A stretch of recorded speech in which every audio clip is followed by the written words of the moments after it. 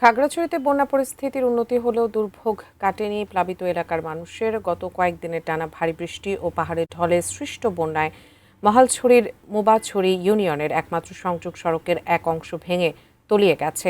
মহালছড়ি উপজেলা থেকে বিস্তারিত জানিয়েছেন ছোটন বিশ্বাস।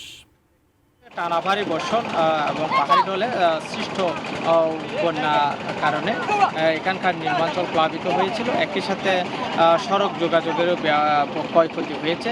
আমি এই মুহূর্তে আছি মহালছড়ি উপজেলার মোবাছড়ি সড়কের যে ধসে পড়া সেই সড়কের সেই জায়গাটিতে একমাত্র মাধ্যম মোবাছড়ি এই নদীর যে ব্রিজের ওই পারে সেখানকার অধিবাসীরা তাদের একমাত্র যাতায়াতের মাধ্যম ছিল এই সড়কটি।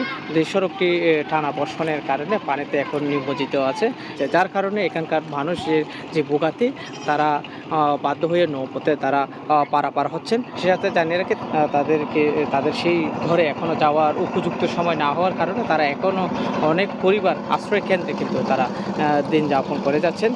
তবে সৃষ্ট বন্যার কারণে জেলায় ব্যাপক কৃষি জমিরও ক্ষয়ক্ষতি হয়েছে।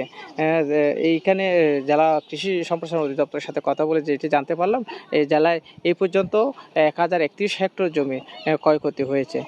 তবে সৃষ্ট যে বন্যার কারণে এখনও জেলায় তেমন হতাহতের খবর পাওয়া যায়নি। তবে এখনও পুরোপুরি বিভিন্ন নিম্নাঞ্চল থেকে এখনও পানি নেমে না যাওয়ার কারণে দুর্দশা কাটেনি। তো খাগড়াছড়ি থেকে আমার কাছে বন্যা পরিস্থিতি নিয়ে এবং যে মোবাছড়ির যে সড়ক যোগাযোগ নিয়ে এই ছিল সর্বশেষ।